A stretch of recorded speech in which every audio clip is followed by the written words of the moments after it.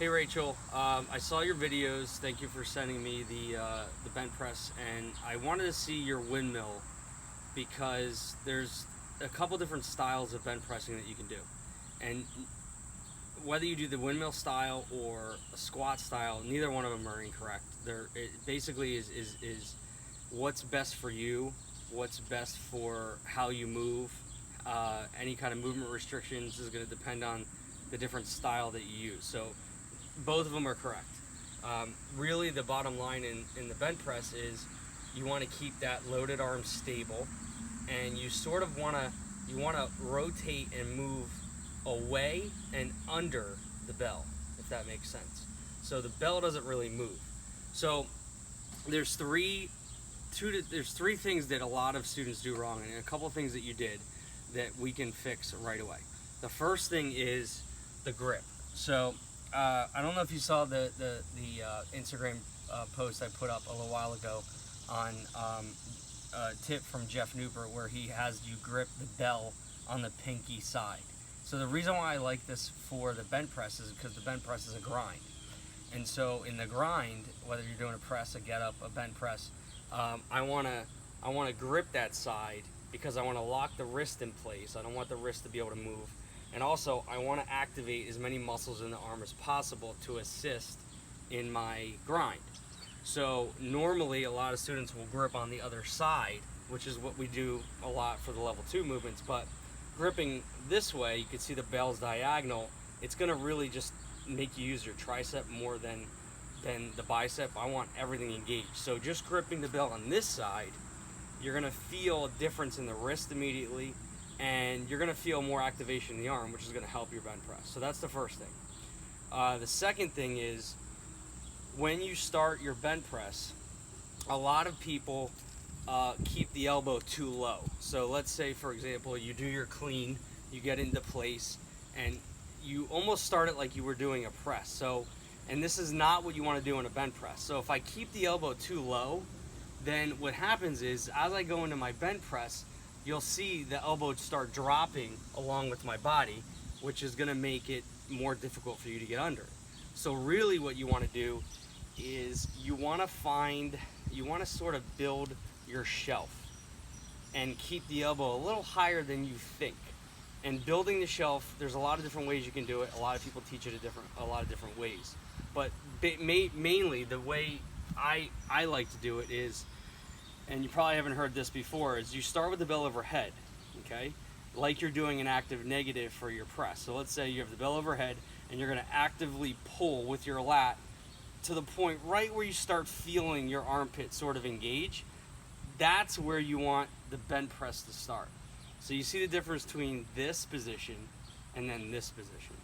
So it's very different, and you're gonna immediately feel your lat engage right off the bat, and that's gonna make the bench press easier, because if my elbow's higher, that means that I don't have to go so far, or I don't have to go as low to get underneath the bell, as opposed to when the elbow's down here. Now I have to figure out a way and distort my body to get under the bell. So that's the second thing. So you have grip as the first, 2 is the keeping the elbow too low, and then 3, this goes sort of along the same lines as the arm placement, meaning we need to keep this vertical, okay? And this is probably of the 3 one of the hardest things to do in the bench press. So let me show you as an example. So this is what a lot of students do, is they go here and then they pull the bell towards them as they lean. So basically what's happening is, as they rotate, they're pulling almost like they're curling the bell in. What you really want to do is, once you find that lat here, you want to turn your fist and push the bell away from you. Notice how the vertical forearm now, it's not here. So in your video, you had the elbow too low, and then when you rotated, you were sort of fighting it. I could tell the bell wants to come with you. The idea of the bench press simply is pushing your body away from the bell. And as you push your body away from the bell, you're pushing the bell away from your body. So thinking of that is going to make you, basically what's going to happen is, if you think of that, and I would go real light to start, is basically you're just pushing that bell away from you.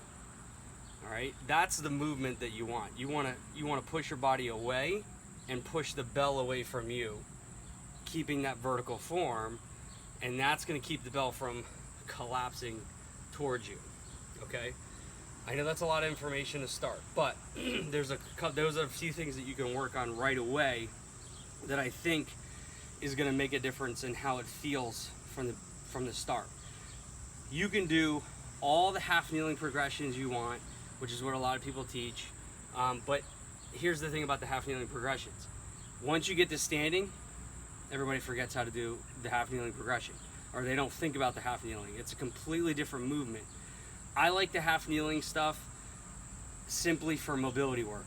I don't think it necessarily translates to a better bench press. I'd rather you go to standing and start working on this position, which is what I did for a long time, just getting comfortable here and working on pushing away, getting comfortable with the form and the bell and all that, instead of spending a lot of time on the ground.